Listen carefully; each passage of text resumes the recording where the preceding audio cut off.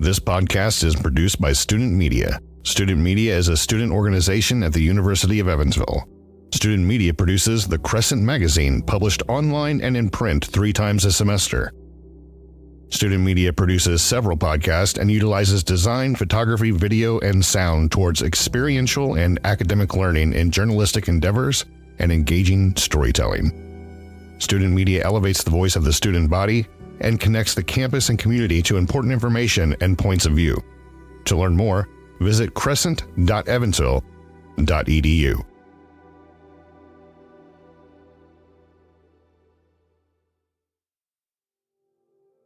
Welcome to Really Short Stories. I'm your host, Student Media Advisor, Tommy J. Hausman. Really Short Stories is about taking the obscure, out-of-context musings of an over-thoughtful mind and trying to make sense of the absolute absurdity that is the human experience. Perhaps you will find meaning and enlightenment, or be mildly amused. Nonetheless, you will gain some sense of something or the other. Be it good or bad, you'll have thanked me for the momentary distraction. Let us begin. Once upon a time, nestled in a suburban town, there lived a bear who had a penchant for rummaging through a particular family's garbage. Bill and Karen fancied themselves amateur gourmet chefs, and they prepared dinner together almost every night. The small portions that went to the waste bin garnered the full attention of the bear. Now, the presence of the bear concerned Bill and Karen, and they had employed numerous anti-bear mechanisms to dissuade the nightly feast from the trash. No matter what contraptions or tactics the family devised to deter the bear, the clever creature found ways around them effortlessly. This bear, you see, was no ordinary scavenger. He was smart, resourceful, and had an innate ability to outsmart any obstacle thrown his way. One fateful night, Bill caught the bear in the act of raiding the trash cans. Startled, he reacted instinctively, shouting and banging on the walls to scare the bear away. However, to his astonishment, the bear remained composed, simply observing Bill until the commotion ceased. Then, much to Bill's surprise, Bear spoke. "You used to have lasagna on Tuesdays. Why don't you have lasagna on Tuesdays anymore?" the bear inquired. Dumbfounded by the fact the bear was speaking to him, Bill explained, Karen's gluten sensitivity? We decided to try chicken masala on Tuesdays for a while. We do like to mix it up from time to time." The bear paused for a moment, choosing his words carefully. "The chicken masala is delightful, but the lasagna was divine." Both the bear and Bill were intrigued by each other's responses, leading to a conversation that spanned hours, delving into the intricacies of their respective lives. During their dialogue, the bear revealed a dissatisfaction with its foraging routine, finding nuts and berries bland and detesting the offerings of fast food and chain restaurants. The bear longed for more sophisticated and satisfying cuisine, which led him to frequent Bill and Karen's home. Bill, touched by this interaction, began to see the bear in a different light, a creature with refined tastes and a yearning for culinary delights. In an unexpected turn, Bill decided to forego the traditional trash can feast and instead prepared an elaborate dining setup for the bear the following Tuesday. Welcomed by a table adorned with a freshly cooked pan of lasagna, the bear was taken aback by the gesture. This new tradition continued. Tuesdays became a day of culinary exploration, with Bill presenting the bear with diverse cuisines from restaurants in and around the area.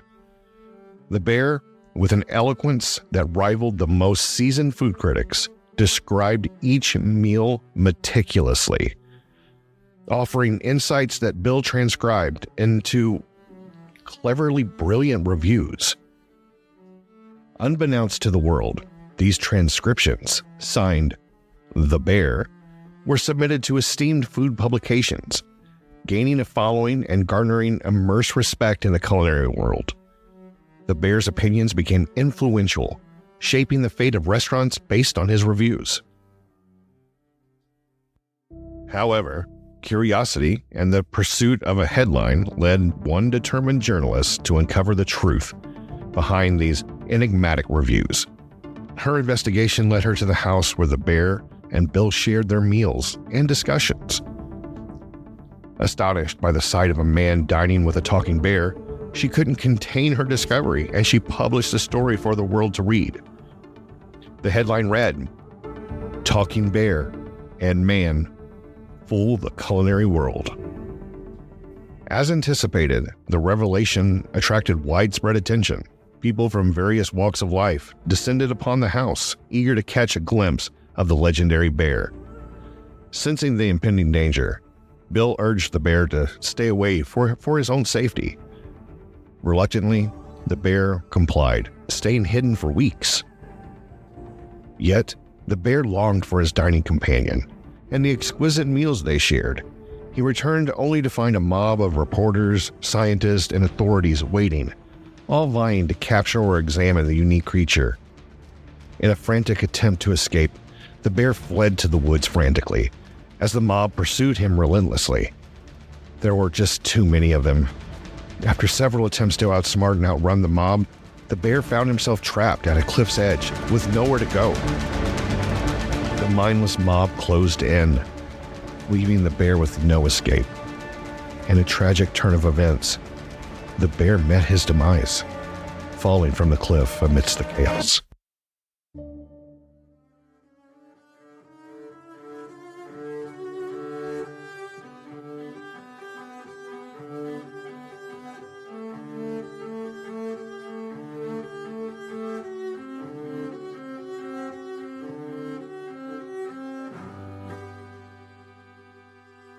Bill, haunted by the loss of his extraordinary friend, often visited the spot where the bear fell, reminiscing about their shared meals and discussions that had once shaped the culinary world. However, with the bear gone, the restaurants he had praised faltered, while those he critiqued found unexpected success. Yet amidst this shift, Bill and those who shared in the bear's journey knew the truth. The bear was an unparalleled connoisseur, his palate far superior to any human critic.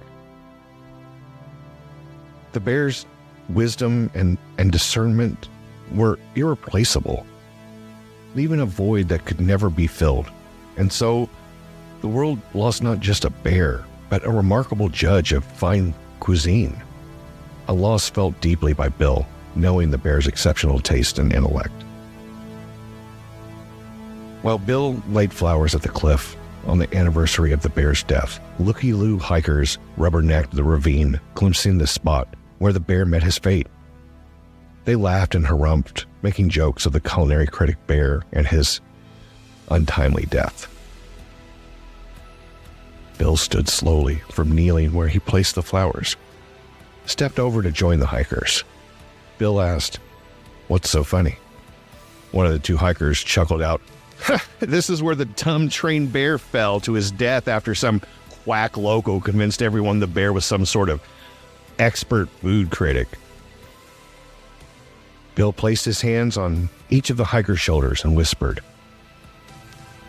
"He was an extraordinary bear, worth 10 of you, and more human than the 2 of you combined." Bill, then, ever so slightly, with minimal effort, pushed the hikers off the edge of the cliff. As their echoing screams filled the ravine, as they fell to their death, Bill whispered, "His name was Ben."